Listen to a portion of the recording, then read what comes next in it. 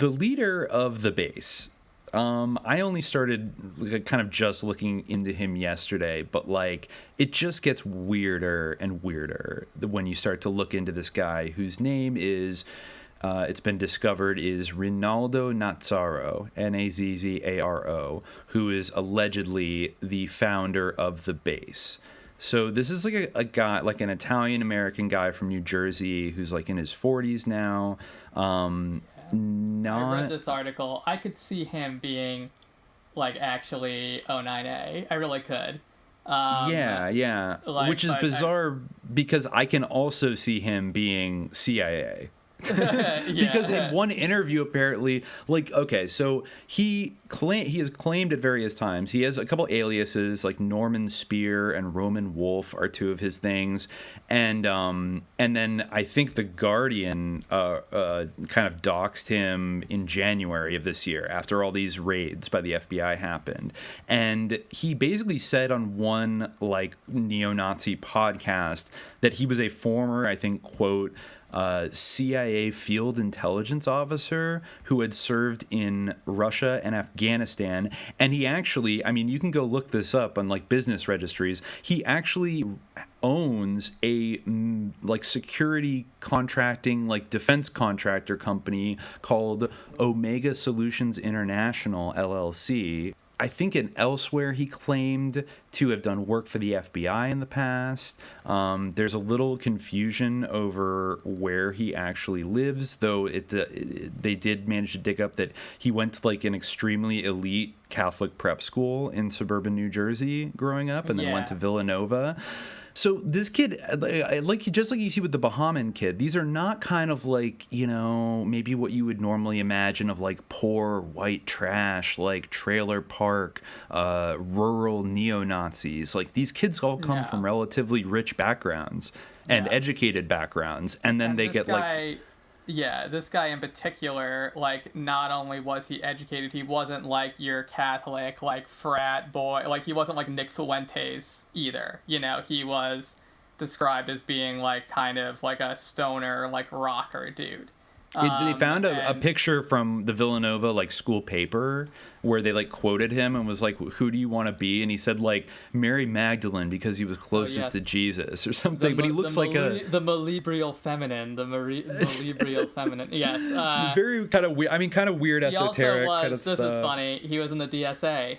Really? Yeah. Yes, he was at Villanova. Well, he went there. That's the Catholic school that he went to. Oh my God! Wow, that must have been really lean years for the DSA, like in the 90s. Mm-hmm. Yeah. Oh yeah. I mean, who the hell wasn't? Right. And then went on to found the base.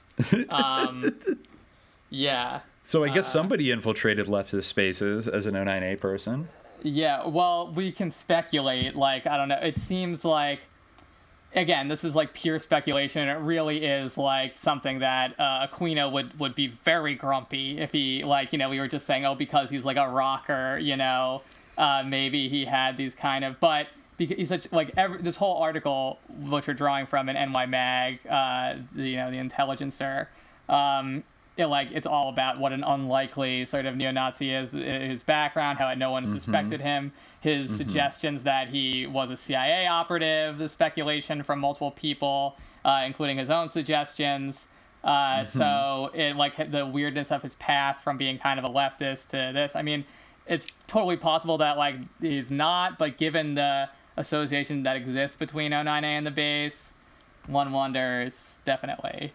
Yeah, I guess it's a little because it starts to get fuzzy when you're like, well, who's influenced by 09A properly, who's just like a neo-Nazi, and then who's like, but like basically that the Atomwaffen and the base are almost spoken of, like in this New York Magazine article, they're almost talked about like interchangeably.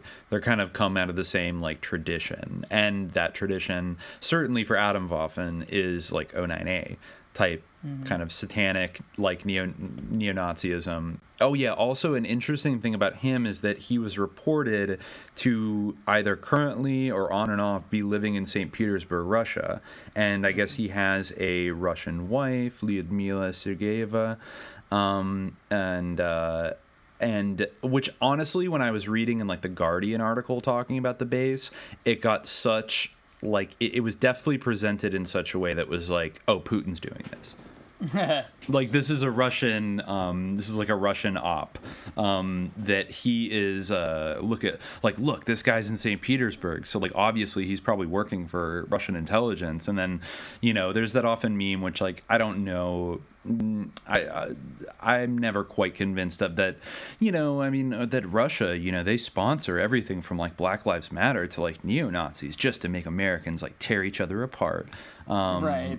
And I mean, there's some truth to that. Like, they do sponsor certain things, but, you know, and I mean, there's also definitely like a certain fascination with Russia on the far right, you know, in the same way. There is. You know, like with Dugin. And like Dugin, so, Duginism exactly. and stuff. Yeah. So, exactly. But not so much. I mean, it seems much more likely that this guy, given like past speculations, you know, it seems more likely that he would be involved in the CIA.